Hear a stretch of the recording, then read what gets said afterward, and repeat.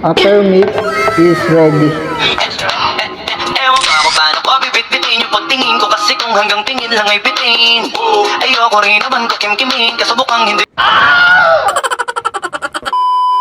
Guys, atake na naman tayo. Ay maglilinis ng aircon.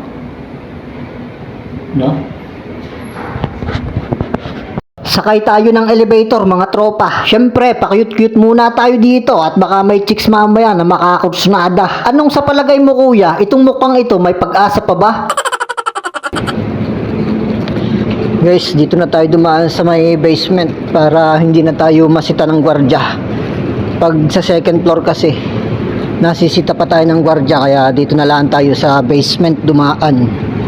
Same lang ito ng building. Tower A lang ang ating pupuntahan. Tower A, yeah. Hup! Dito tayo, boy. Bye, tayo sasakay uli ng elevator. Baby. Ayan na tayo, nakalabas na ng elevator. 1824. 18. Ibig sabihin, pataas dito. 18, 19. Yan, dito na nga. Ay. Lagi akong naliligaw dito. 1824. Hanapin lang natin yung number. Ito, bukas, oh. Hello. Hello, ma'am. Upper meat is ready.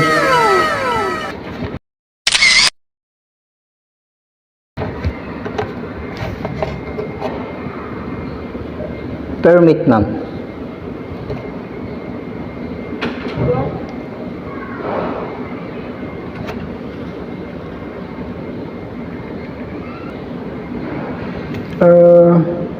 My sister is not.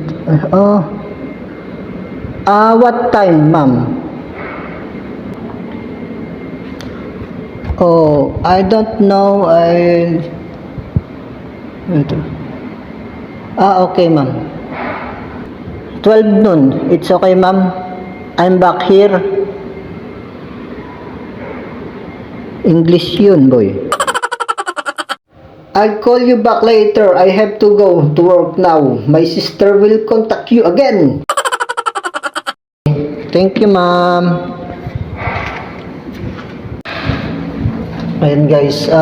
Wala yung kanyang ate. Alam nyo naman, kahit tayo hindi marunong mag-English at hindi rin tayo nakakaintindi. Yung translate lang kapag mga checkwa ang mga ating pinupuntahan. Medyo mahirap din makipag-usap, lalo na sa katulad ko, professional. Professional. Babu.